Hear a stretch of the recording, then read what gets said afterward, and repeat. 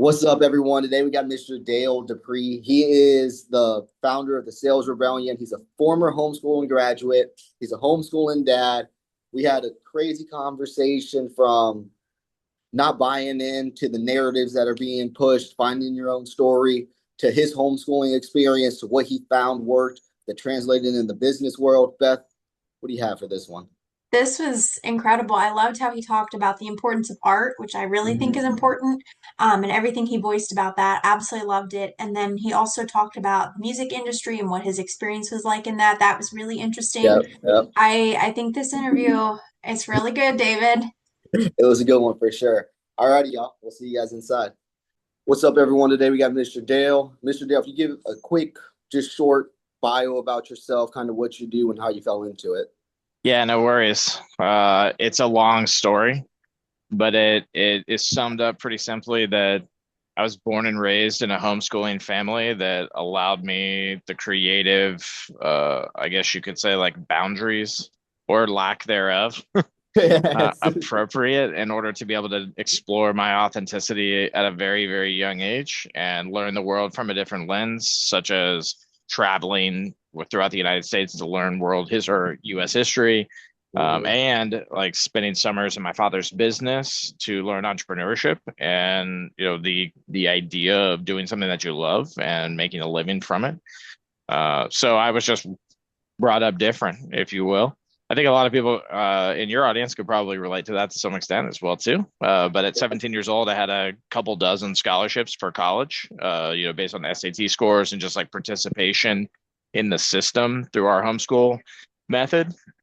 Because we did have like a co-op and an organization. Obviously, every state has one you have to tie into in order to get a diploma. But so I utilized that system to get some academic degrees and also some sports scholarships as well too. I turned them all down to tour in a heavy metal band from the time I was 17 until I was about 22 years old. No way. At which point I left the music scene and started selling copy machines. And I went to my father's business to do that.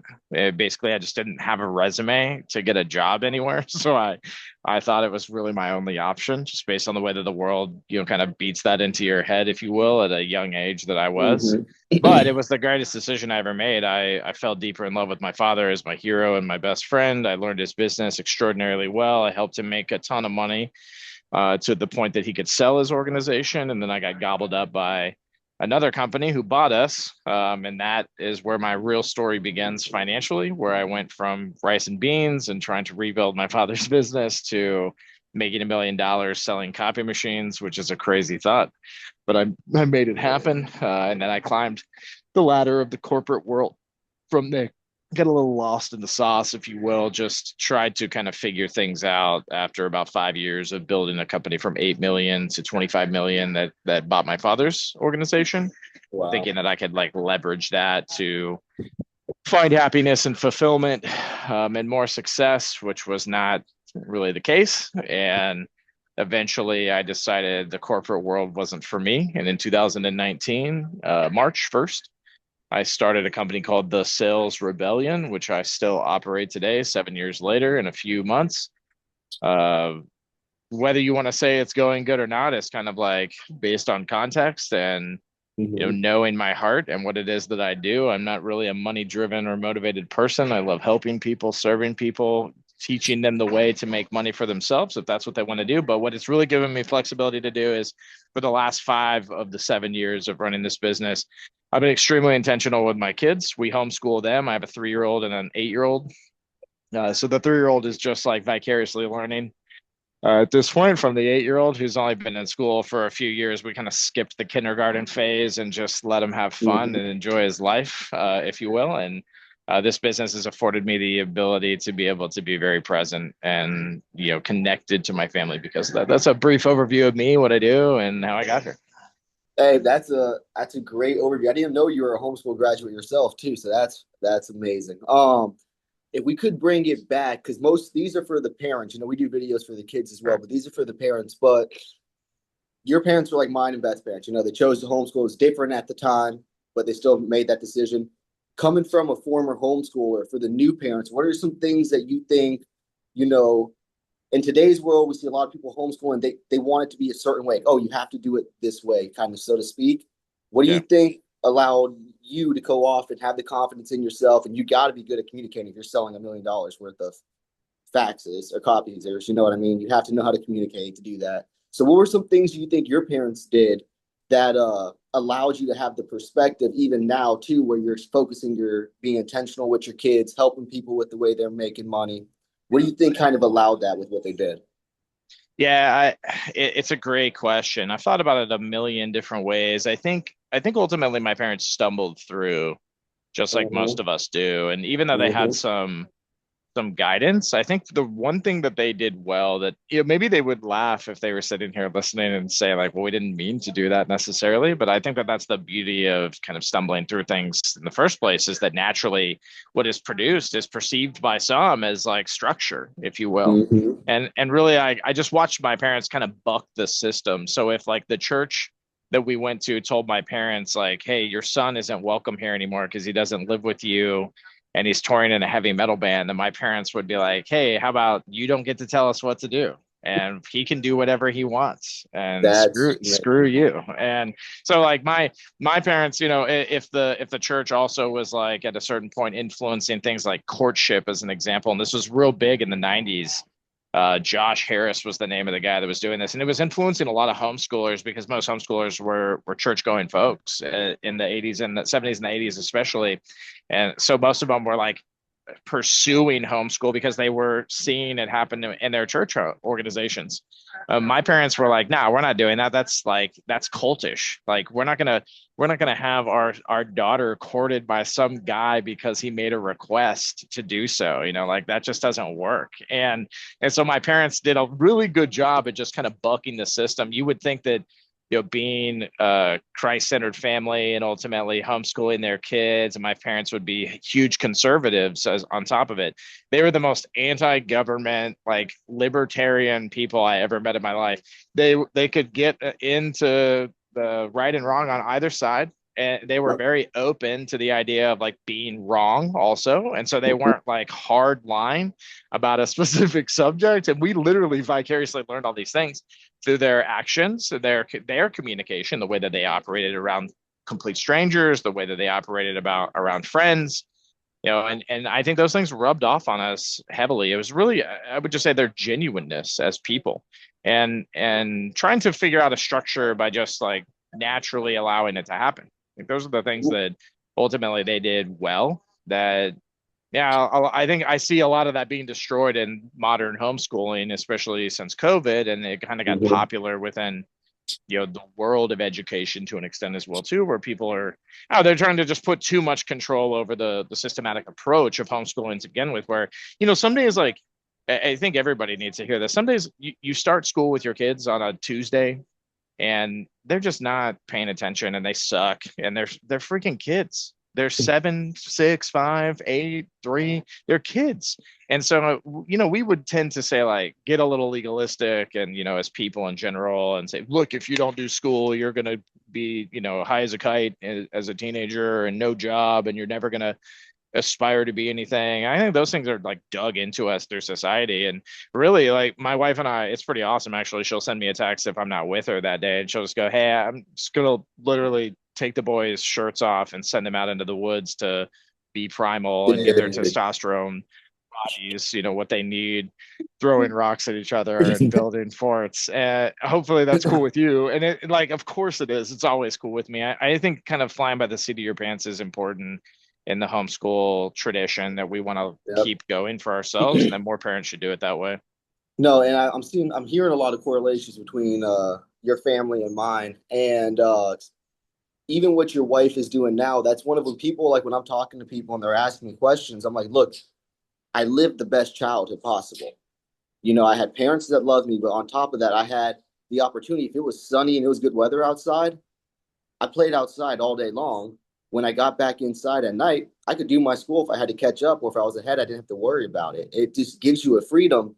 But then going back to what you said about like your parents' ability to recognize if they're wrong and to be open-minded to, I think that's something that I don't know if it's just the earlier culture that a lot of the parents I feel like at least the ones I grew up with, they kind of had that ability to kind of look at everything from like a neutral perspective and figure out what's the best option. In today's world, we're seeing a lot of people where it's becoming, like you said, cult-like. Homeschooling is becoming like cult-like, to where you have to do it this way, you have to do it that way. And I think the freedom and the parents, they have the ability to use their own common sense to raise and influence their kids. They don't need to be looking for, hey, I need to follow this structure, I need to do this. It needs to be just something that it's a life. You're doing life together. You're setting your kids up with success to succeed as an adult. That's really all it is. You don't have to follow any set structure. When it comes to how many siblings you had, you keep saying we were homeschooled. How many did you, one, two, how many did you have? Yeah, I had three. So I have an older sister, a younger brother, and a younger sister, and we're all it's like 2 years apart consecutively, right? So two, two, two, two. So we're all pretty close in age. Perfect. That's what I was going to ask. You guys were close. Hey, Now, David, could I just interrupt real quick? yes. And did you get a haircut? No, I just left it Okay. down today. It Okay. looks different Okay. because I have it down. All right. I just wanted to interrupt because I really like that part about what you said about being genuine. I think that's kind of becoming a lost art in the world in general within communication, but I also think, from my perspective of being homeschooled, I think you use the term legalism. I think you use that. And I saw a lot of that in my years of being homeschooled. So I graduated in 2021, and I was in a couple different co-ops, and it was a struggle for me to make friends because I was raised with a similar perspective that you were. Like, I can be wrong. I should be open to other perspectives. I'm friends with people on both sides of the political spectrum. Um, and the co-ops I was in, and I'm not bashing. I'm just saying this for parents who are listening, that it is so easy to become sucked into a legalistic mindset. And it can, I think, this is my personal opinion, no one else needs to have this opinion, but I think it can be very dangerous when you're raising your children and they're getting sucked into that and thinking that this is the only way that is right. So I really think that's important that you share that, and I really like that a lot. Yeah, I like in reflection of what you're saying, I think there's this sheep mentality, herd mentality of people in general, Mhm. right? And we all Yeah. know about it. I mean, it exists in all facets of life from, Yeah. whether or not you use modern or traditional medicines, to be Mhm. healthy, or whether or Yeah. not you subscribe to a specific way of living, like with neighbors and houses Yeah. stacked on each other and an Hmm. HOA at the end of the road. And there's Yeah. there's a herd mentality around most living and lifestyles, I believe, in Hmm. society today. But I think the thing that we have to teach people is that there is absolutely an appropriate type of leadership that follows. That, like, good leaders are great followers is the thought. And so we need to That's start to good. culture people to lead more, in under the guise of like understanding that they'll most likely be following in the process. And really, like, good leadership just steps away from what is popular, or Yeah. what society or the status quo is telling us should or has to be done in the first place. I mean, even like, so I'm a Christian, right? I've already voiced that a few times.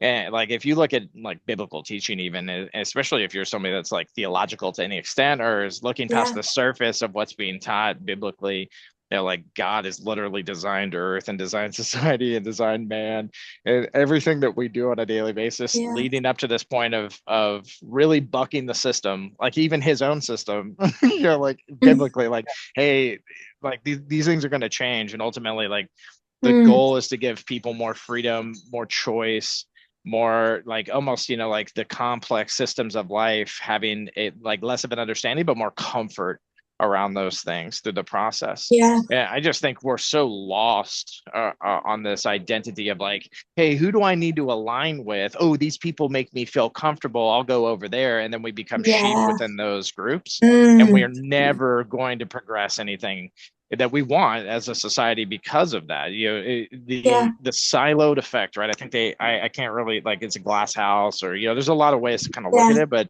I'm trying to think of the one that's used most appropriately now. But I think in social media it shows up the most were like, if I go to a page and it's got 100,000 followers and it's a bunch of homeschooling parents, I think to myself like, ooh, a place for me to fit in. But meanwhile, Mhm. under the surface, like the parents that have like started this group are both having affairs with other people. They're not telling you this, and Yeah. and then like Yeah. they beat their kids instead of like, they say they spank them, Mm. but they realistically, like, it's abuse is what's happening. And Mhm. these are Mhm. real things, by the way, that like, Yeah. not that we've experienced, but like vicariously, and just the research that we've found out Mhm. across Mhm. the world. And it is like having a leadership mentality, based on what you're saying, Yeah. that can also follow effectively in a way Mm. that questions the system, but is okay with like not being the person that like creates the rules in the Yeah. process. I think it's a huge piece of the puzzle of what we need more of in order to combat things like legalism, or combat the way that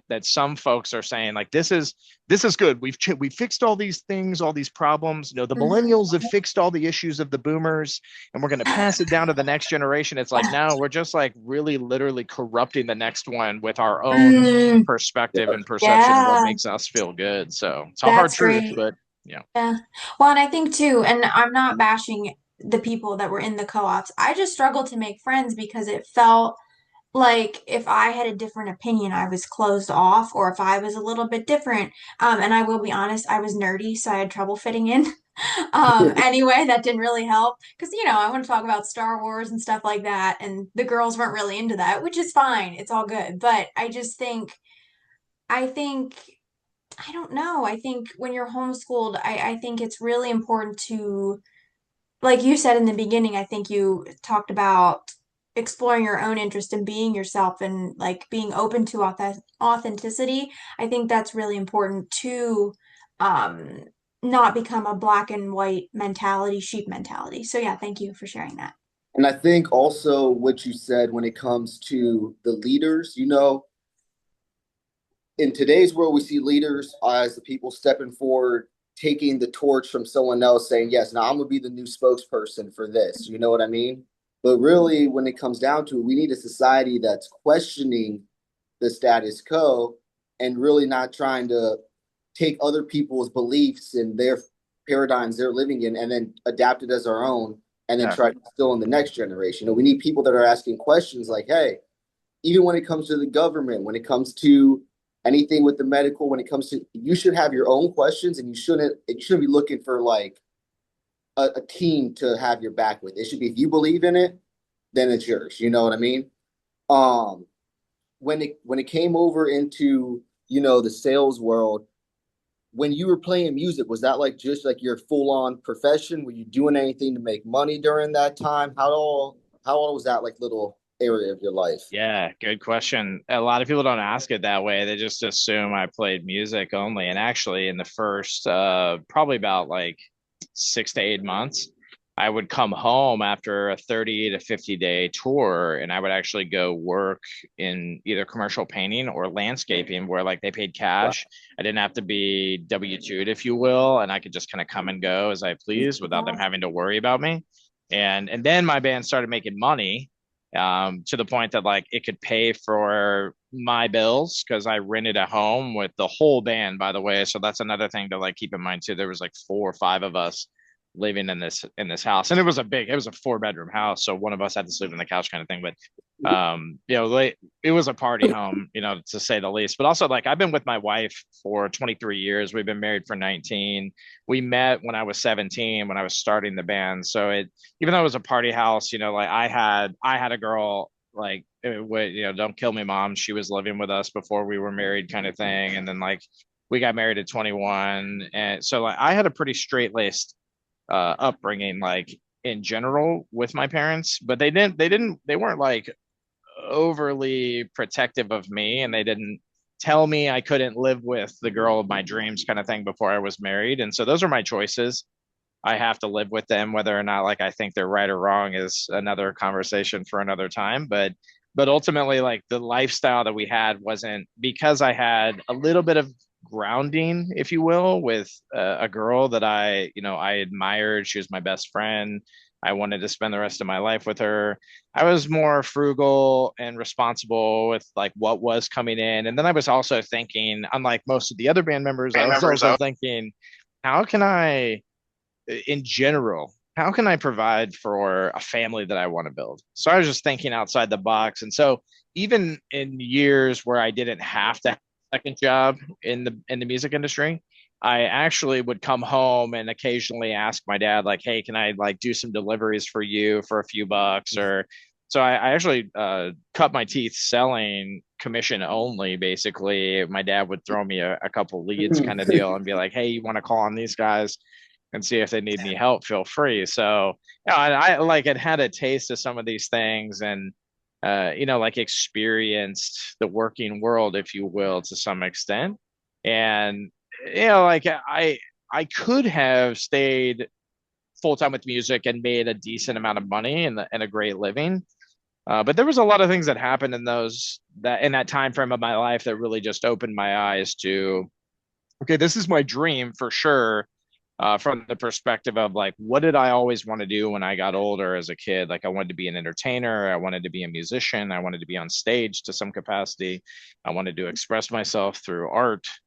These are the things that I always dreamed. So I was like, cool, I'm living that dream, but I'm also realizing that maybe, as a child or as a teenager, that maybe like it's not all it's cracked out to be now that I'm experiencing it. Heavy drug use, lots of opportunities for promiscuity and overindulging on things. And, like even the most like willed person has struggles with those things. And, like there is no denying the flesh in those moments that like even if you said no, I guarantee you thought about it. You thought about it long and hard too.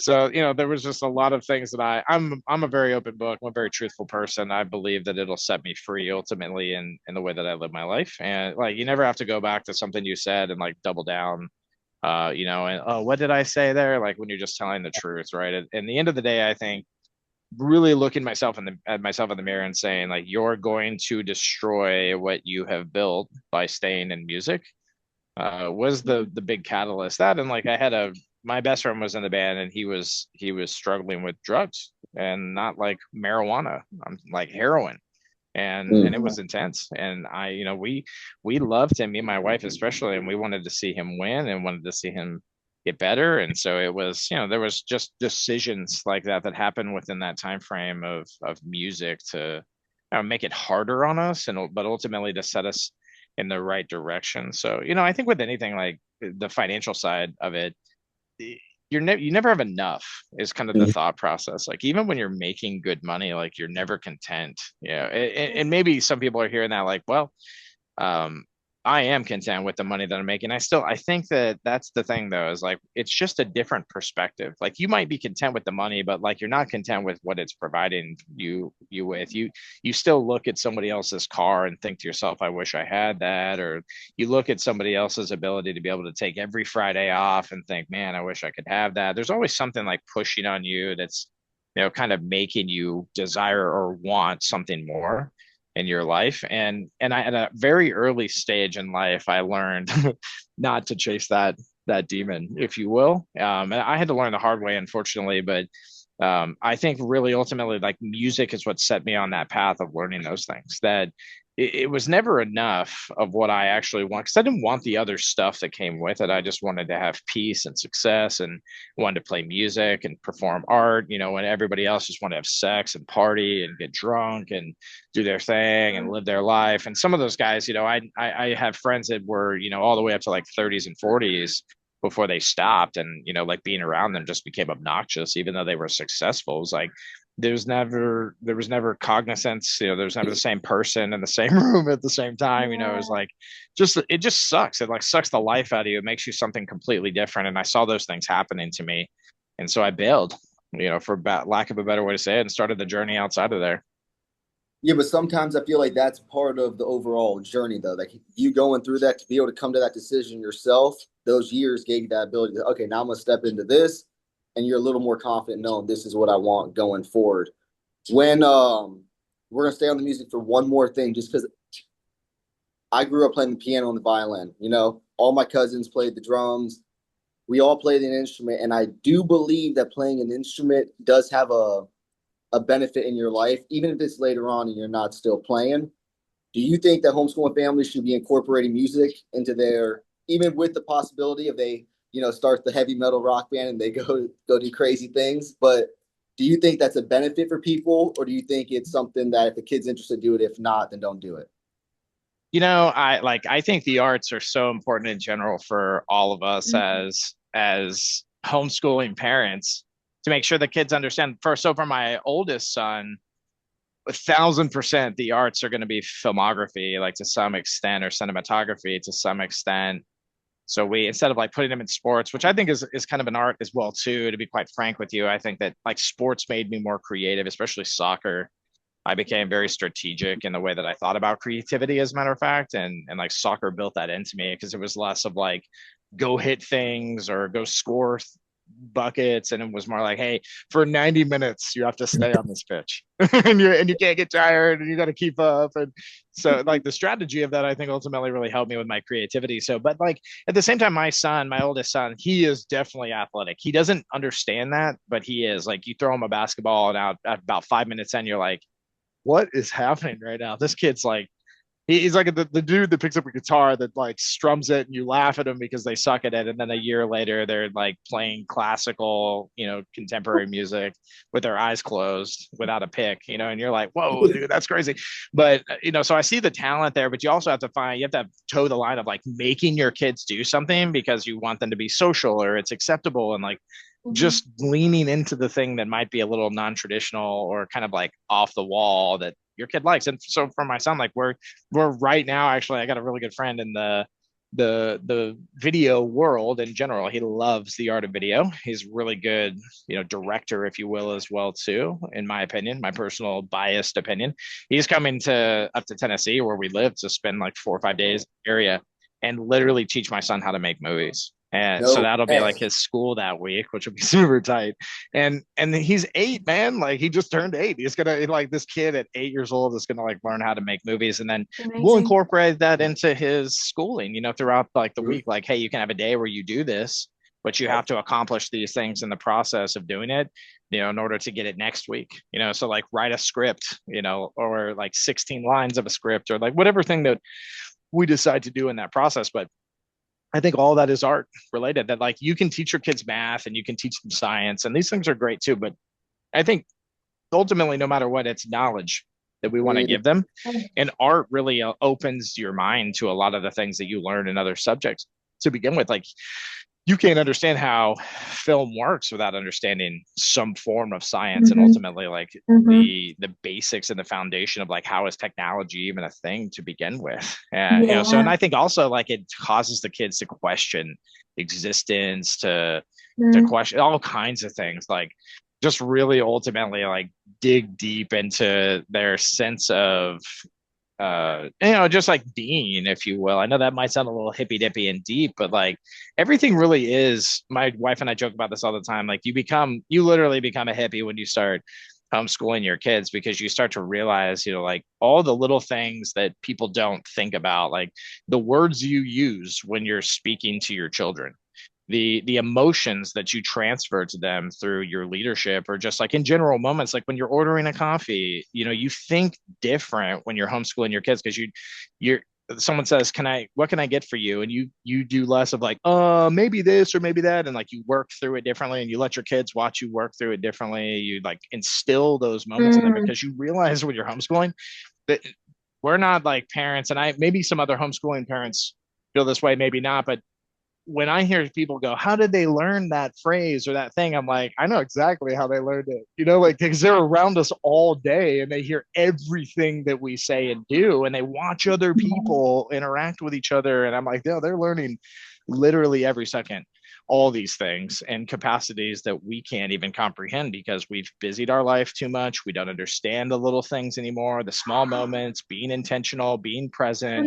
We've completely uncultured ourselves around those topics, and that's why we don't understand it, like, and that's why we don't understand art or the value of art inside of teaching our kids at a young age. Instead, we're like, no, they need to learn the globe and they need to learn what are the pyramids and who are the Greeks? And it's like, well, yeah, that's cool, but like none of that stuff really affects me as an adult, quite frankly. And the things that Mhm. made me True. better, made me more competent, and ultimately like a guy that asked a lot of questions about things I didn't know in the first place was exploring art and really understanding those Yeah. mediums. By the way, I sucked at like all the other styles about like drawing and everything else I was really bad at, but I was good at music. And so I leaned into Hmm. that heavily. But I have like a affinity in general just for like artists. So if somebody like labels themselves that to any capacity, I'm very interested. Even the super weird stuff of, whatever somebody's doing, like standing on the street corner dressed in like all red and, calling that art for 4 hours as they sweat underneath all that paint. Yeah, I'm like, that's cool. I'm into that. Like, tell me more about that. Yeah. Help me Yeah. understand like what drove you to do that. What are we trying to portray here? I feel like that kind of curiosity is ultimately what we're actually instilling in people by teaching them art. I love that. I Mhm. love that. All right, so kind of getting off of the music then. As a homeschooling parent, obviously, you've already said it. Your job is pretty much to set your kid up. When it comes to communicating, are you trying to teach your kids communication through like textbook style? Are you modeling it throughout the day? Are you picking things that people do good, pointing it out? For me, communication is it's a huge pillar of everyone's life. You don't have to be an extrovert. You can be as quiet as you want, but you still have to be able to communicate effectively. So how are you going about training that in your kids right now? A great question. My wife is very introverted, very anti-world and people. Although she like if you were around her, she's the brightest Yeah, no, she personality just you've she ever gets met, bogged down by all the other stuff. She just hates the world. Yeah. But an introvert is an interesting type of personality in general. But here you have this introverted woman teaching, that can't keep a plant alive to save her life, living in the middle of the woods, teaching her kids the values through classical upbringing, education, and upbringing. And I find that to be so incredibly beautiful because her form of communication is, well, first off, she's got a degree in psychology. It's a 5-year degree. She was going back for her doctorate and stopped and basically decided the system sucks, and then eventually became a stay-at-home mom in the process, which I love for her. And it was funny because it was like near her was kind of the idea, and she was like, well, you're the extrovert, so, which is very true. And you go do your thing and I'll sit here alone in this house with the kids that we put together, over time.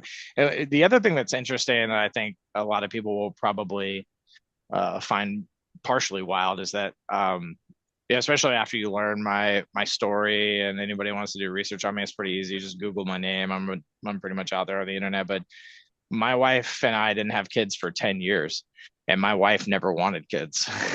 No way, So, really? hey, maybe we'll do that. Like some of the conversations, like not anytime soon. And there's a lot attached to that. Some things in her own childhood and just, that general, like, I don't know that I can be a good mom, headspace that she was in for quite some time. And so we worked through a lot of things to get where we are today, which again, I just tell people that part of the story to encourage them that, when people say things like, I could never do what you're doing, right? I usually laugh. And I'm like, it was literally never our plan. So I don't understand your way of thinking when you say things like that, because, it fell into our lap just through this identity of being open, to the concept of, what could life hold in store for us in general? And I think that that's what really ties back into positive and really structured communication that is impactful for the generation that you're raising, is all those things that I just mentioned, all the experiences that my wife went through with her degree, with her understanding of the brain, with, seeing it happen in real time, working with felons and, folks in the system that are, bogged down by drugs and addiction, and then like hanging out and having a beer with her friends in our 20s and thinking, what's the difference, between these people? And, just like everything being very black and white ultimately for her in inside of those experiences, to be able to figure out like, I I want to be able to teach my kids these specific things based on my experiences. And the same goes for me. I mean, I think words matter. It's a huge piece of the puzzle. I think most people don't think about. So So you say something like, you're going to be reprimanded, or there will be consequences. Like, you have to attach that to things that are not trauma inducing to the children to an extent. They will 1000% come back to you in your 20s with a therapist and ask you to meet up with them, for things like that. And like, you should be open to that too, no matter what, just because like your kids matter more than anything else. And so when their opinions change and they become adults and they think that some of the stuff that you did sucks, just be open to it. And like, what's the big deal to saying like, sorry, I failed you and please forgive me, and let me know what it will take to make up for those things, to stay in their lives and to be like closer to them, because one day they will be older. They'll be like, man, I can't believe I made you go to therapy with me. That was crazy.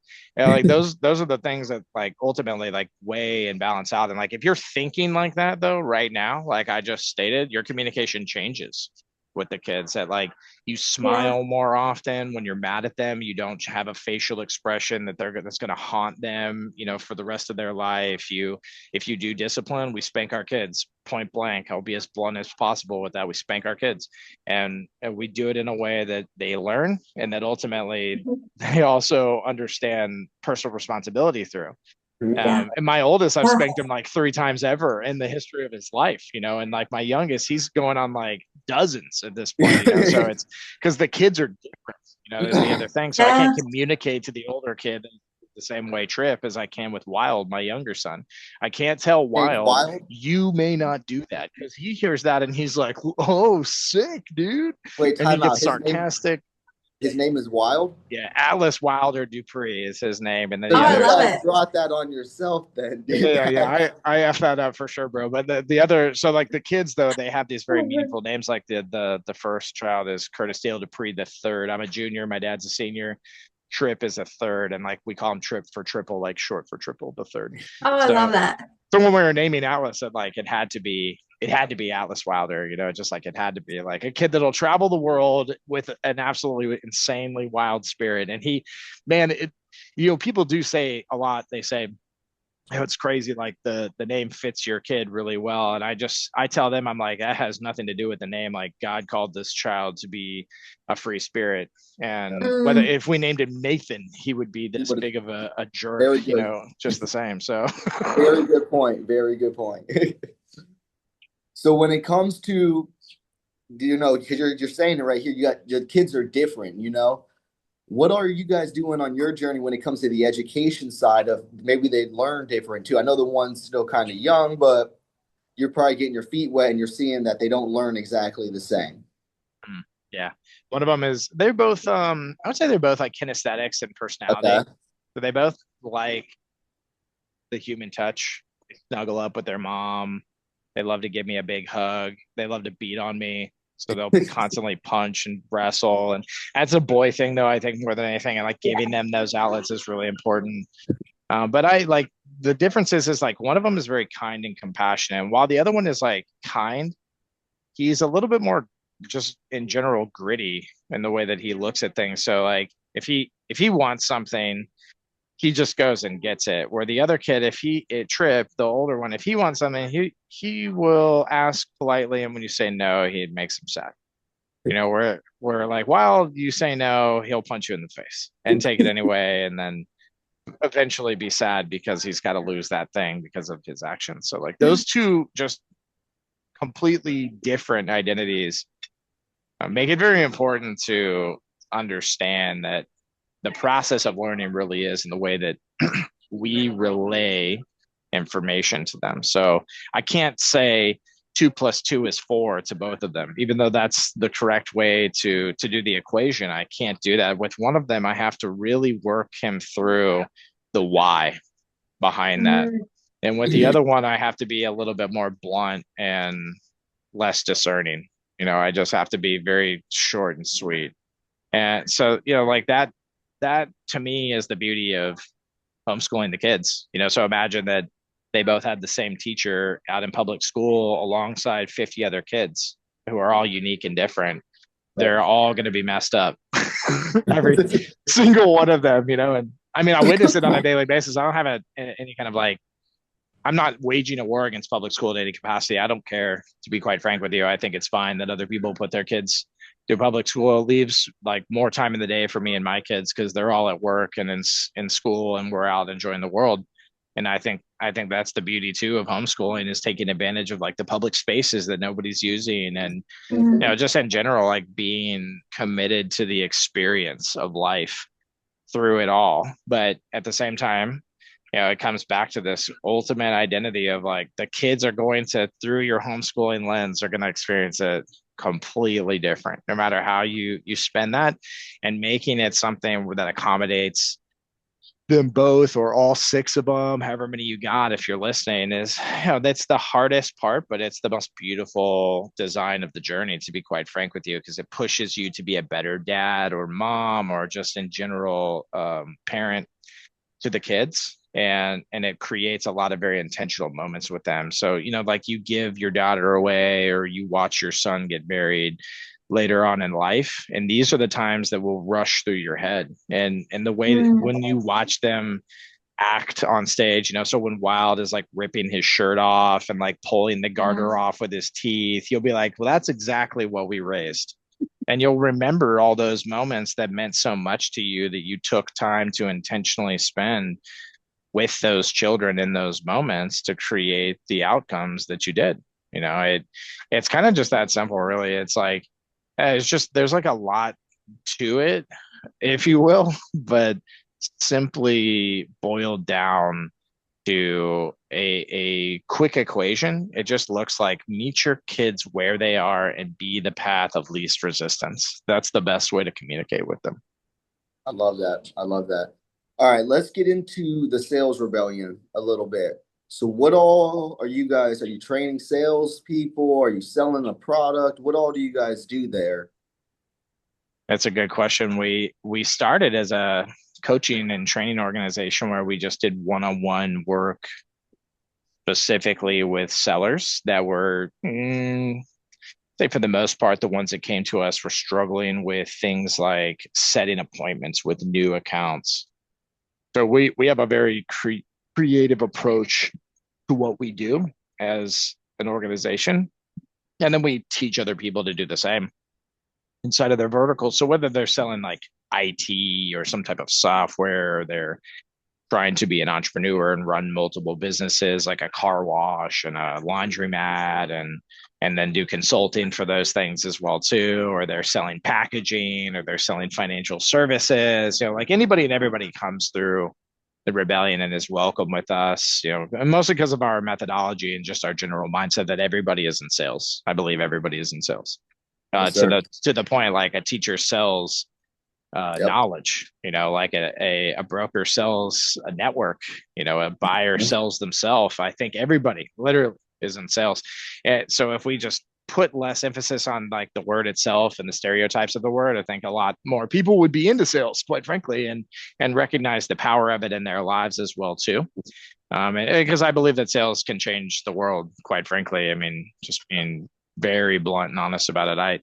I think that the things that we've talked about today are even me just selling people on ideas Yep. around like living differently and opening their mind to a better life, because it's a short thing, and being really good at communicating, being really good at accommodating, being really good at meeting people where they are, being really good at creativity makes life better, more fun, and ultimately provides a lot of success. So we moved away from more of the like, spend $25,000 with me and I'll teach you how to sell high ticket item, and mostly because I want to build something massive. And I realize that to do that, I have to get away from the mentality of like the typical sales bros, for lack of a better term. And I had to start just being a little bit more intentional with like, hey, I want this to reach the masses. And so a kid that makes $50,000 a year, that doesn't have any commissions coming in, that barely pays rent, barely can eat, on a daily basis, like that kid's not going to spend 20 grand to come and get coaching, but he'll definitely be able to scrounge up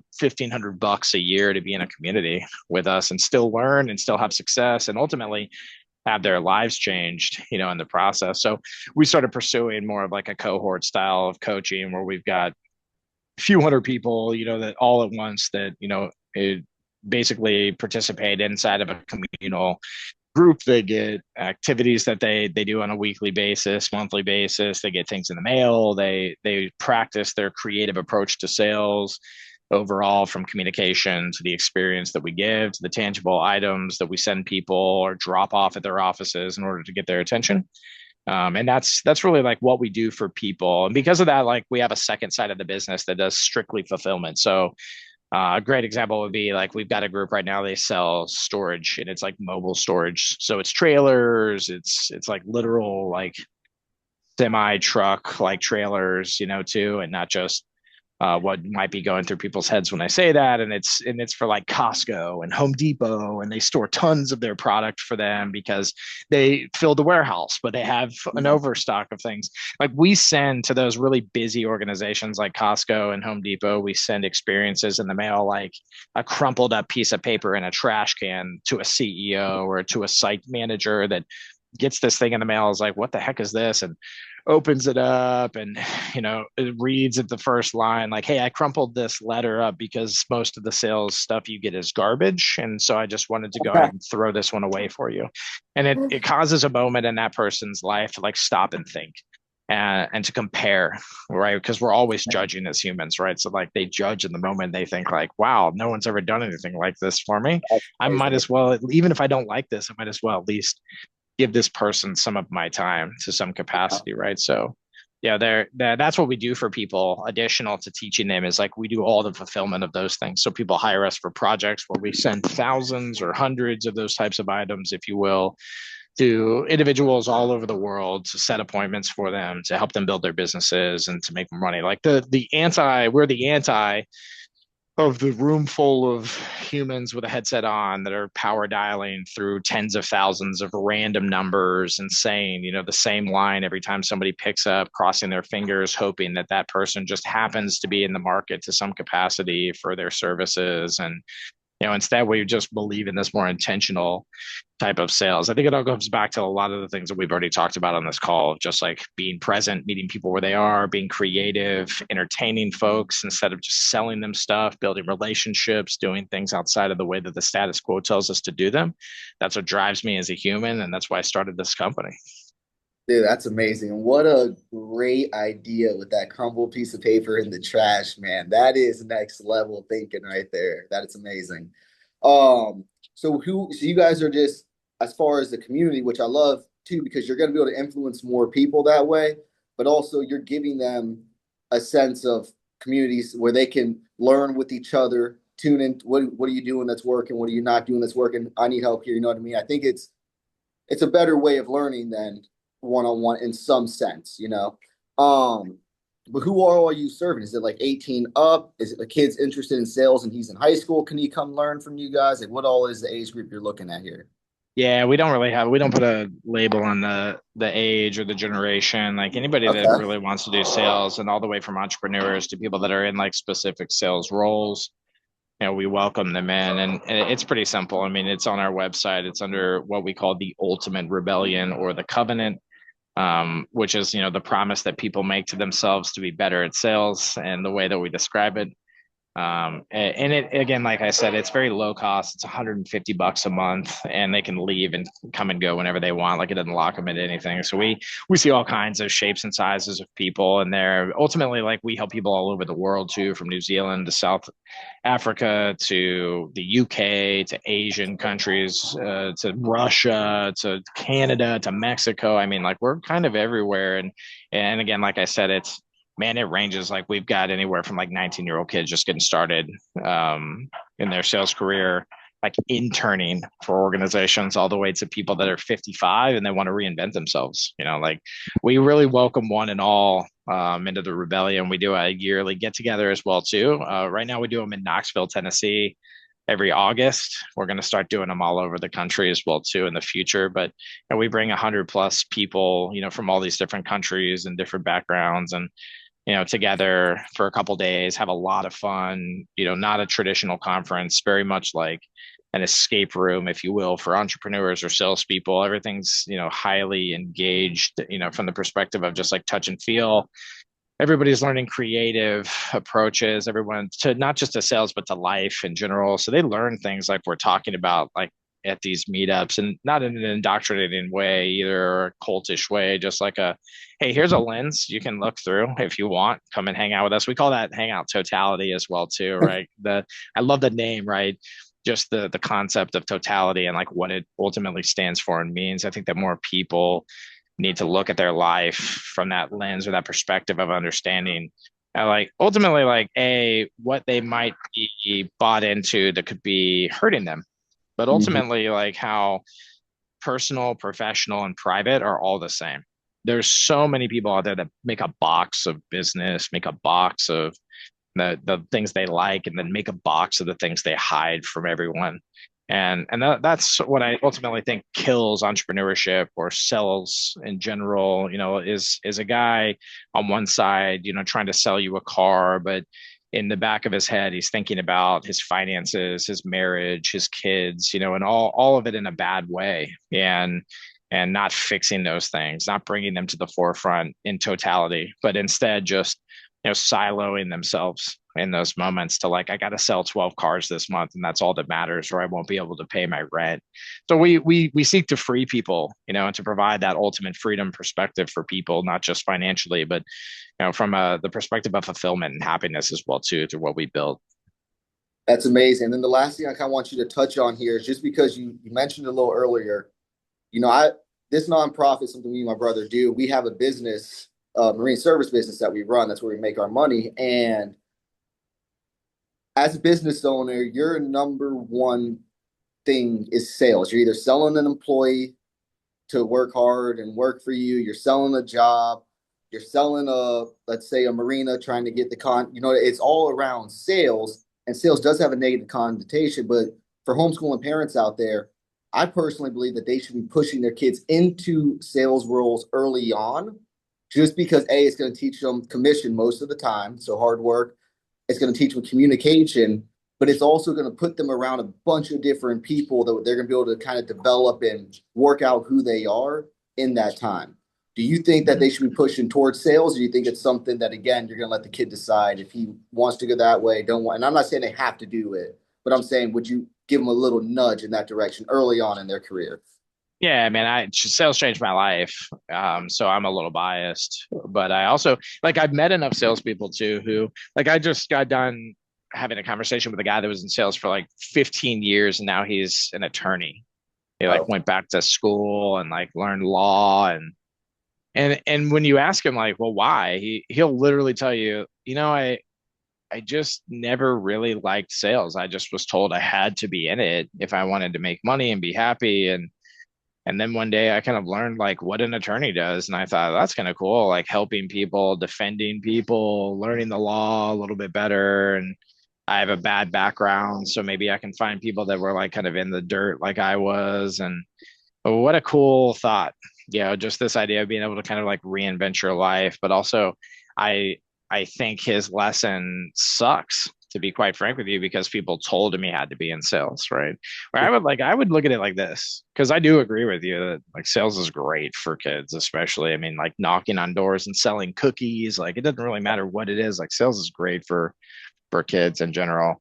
But I would look at it like this. I'd look at it from the perspective of what about helping that same kid to understand that it's less about the activity of sales through the perspective or the lens of like that's my literal profession, and mhm. instead saying like, hey, do you want to be in customer service at my company, or hey, do you want to be in service, like you want to be in maintenance, you want to fix stuff, you want to, well, you have to be good at sales to do that, because you've got to, not only do you have to like fix these things, but you have to sell me on the process of like how you're going to do it, and give it back to me and like make me happy, and as your customer. And so I think ultimately you can still vicariously like teach sales through the crafts. Like if I make a dope chair, I have to sell it to somebody. Like, and I have to know how to sell it to somebody as well too, through the process of making sure that the person that I'm seeking to serve buys in. And I think at a young age, also like a lot of kids will see sales as like literally like pitching, or something that would be stereotypical to the profession, where if you give them the lens of like, hey, well, how about you make some really dope coffee and try to get the neighbors to all like buy a cup of it, Like Yep. you're teaching them more of like, yeah, but you created this thing.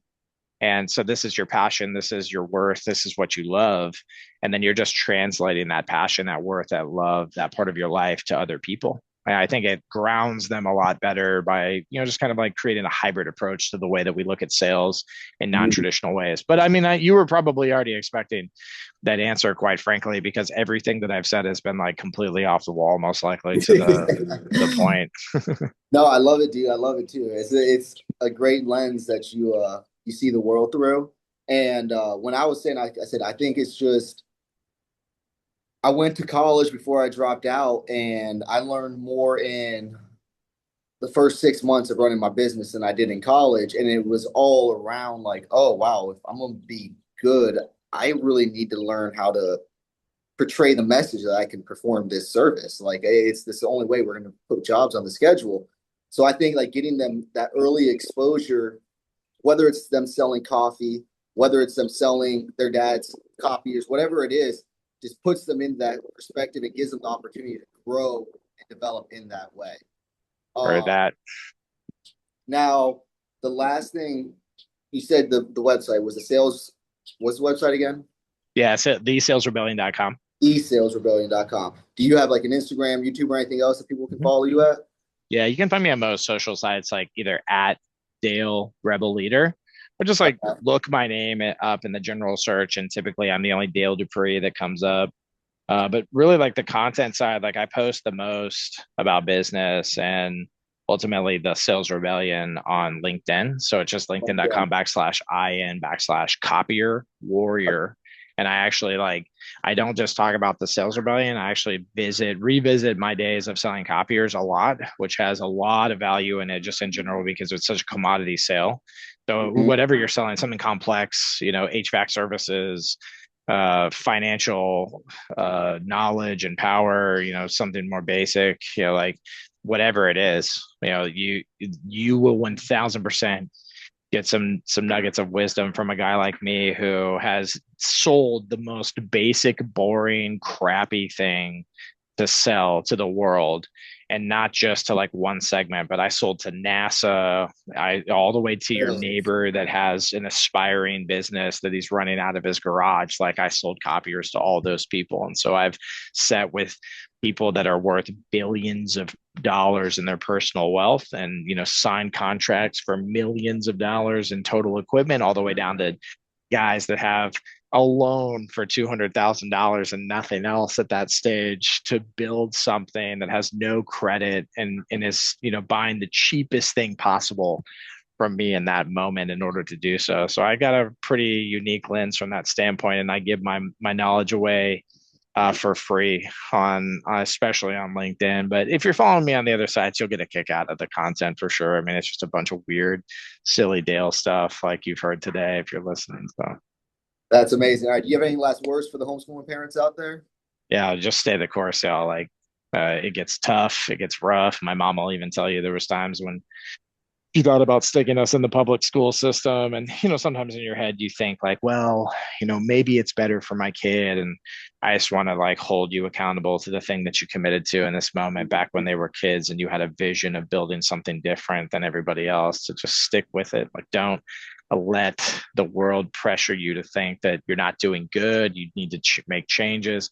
Stay the course, stay committed to the thing that you're building. I promise it'll be beautiful when those kids hit that stage and graduate at 18 years old, even if there's like nobody standing with them in those moments. It'll be one of the most glorious days of your life. And they'll look back on that and thank you for that sacrifice. And ultimately, because of it, they will be completely different people operating in society in a way that you never imagined. And that's important because the choices that we make change the world, even if it's just with one person. I promise you, eventually, that one person will be something much bigger than you ever imagined. Dude, I love that, man. I appreciate you taking your time. I had a great time talking with you. Thanks so much, my man. Yes, My thank you so pleasure. much.